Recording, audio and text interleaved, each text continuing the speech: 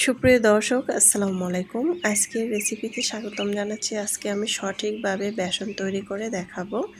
প্রথমে আমি একটি বাটিতে 1 কাপ বেসন এভাবে একটি ছাঁকনিতে ছেঁকে নিচ্ছি, মানে চালুনি ছেঁকে নিচ্ছি। তারপরে আমি এখানে নেব চালের গুঁড়া।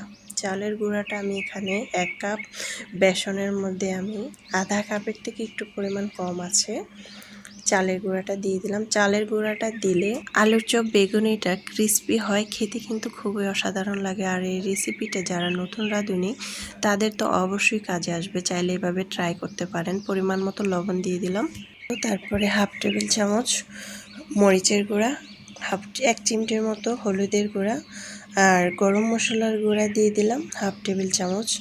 গরম মশলার গুঁড়াটা দেওয়ার চেষ্টা করবেন, তাহলে বেসনের মধ্যে গরম মশলার গুঁড়াটা দিলে আলুর চপ বেগুনি খেতে কিন্তু খুবই অসাধারণ লাগে।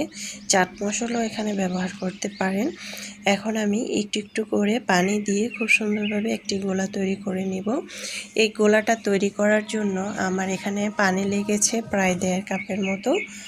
তো অল্প অল্প করে পানি দিয়ে গোলাটা অনবরত নেড়েচেড়ে এটা তৈরি করে নিতে হবে। তারপরে আমি এটাকে রেস্টে রেখে দিব 10 মিনিট। 10 মিনিট পর আমি একটি চামচ দিয়ে দেখিয়ে দিচ্ছি।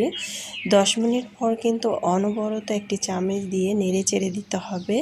দেখবেন 10 মিনিট পরে দেখবেন এটা হালকা চাকা চাকা হয়ে যাচ্ছে, এরকম হবে। তাই অনবরত নেড়েচেড়ে দিলে ছেড়ে দিবে খুব সুন্দরভাবে। দেখুন গোলাটা আমার কতটা ঘন হয়েছে, এরকম ঘন রাখতে হবে খুব সুন্দরভাবে।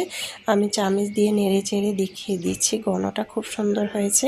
এভাবে পারফেক্টভাবে যদি আপনারা বেসনের গোলাটা তৈরি করেন তাহলে বেগুনি আলুর চপ খুবই সুন্দরভাবে হবে। এখন আমি একটি আলু দিয়ে দেখিয়ে দিচ্ছি, দেখুন ছেড়ে ছেড়ে যাচ্ছে না, কিন্তু খুব সুন্দরভাবে ঘনটা হয়েছে। আল্লাহ হাফেজ।